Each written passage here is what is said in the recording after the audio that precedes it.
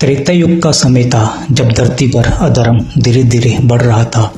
लोगों के दिलों में भय था, अन्याय बढ़ रहा था और उसी समय जन्म हुआ मर्यादा और धर्म के प्रतीक श्री राम का। दूसरी तरफ लंका का राजा रावण था। वह बहुत बड़ा विद्वान था, शिव भक्त था और उसके पास अपार शक्तियां थी, लेकिन उसके अंदर एक कमजोरी थी, अहंकार।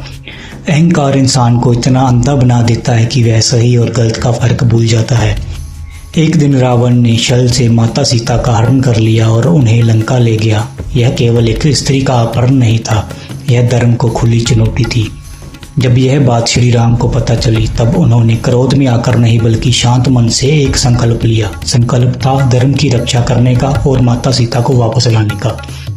श्री राम के साथ उनके भाई लक्ष्मण खड़े थे और उनके सबसे बड़े भक्त हनुमान जी थे।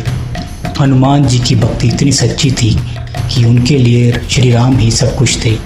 कहते हैं जब हनुमान जी पहली बार श्री राम से मिले तो उन्हें अपने जीवन का उद्देश्य मिल गया। इसी भक्ति और विश्वास के साथ वानर सेना तैयार हुई। अब प्रश्न था लंका कैसे पहुंचा जाए। तब श्री राम की सेना के सामने विशाल समुद्र था, लेकिन जब भगवान का नाम साथ हो तो असंभव भी संभव हो जाता है। समुद्र पर राम सेतु का निर्माण शुरू हुआ। हर पर श्री राम का नाम लिखा गया और वह पत्थर डूबने की बजाय तैरने लगे।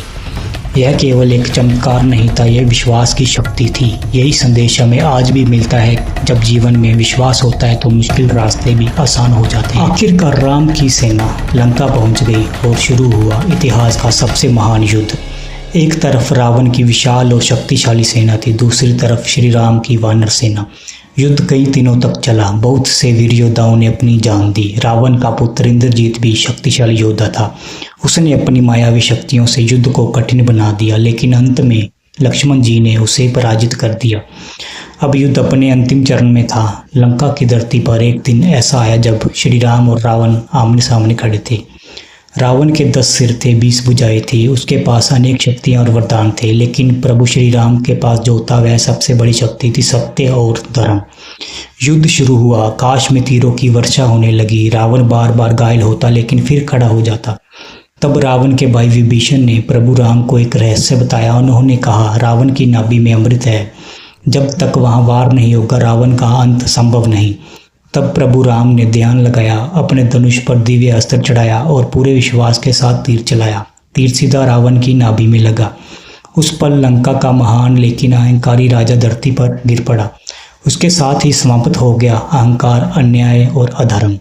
उस दिन केवल एक युद्ध समाप्त नहीं हुआ था, बल्कि यह युद्ध सिद्ध हुआ कि धर्म की जीत निश्चित है।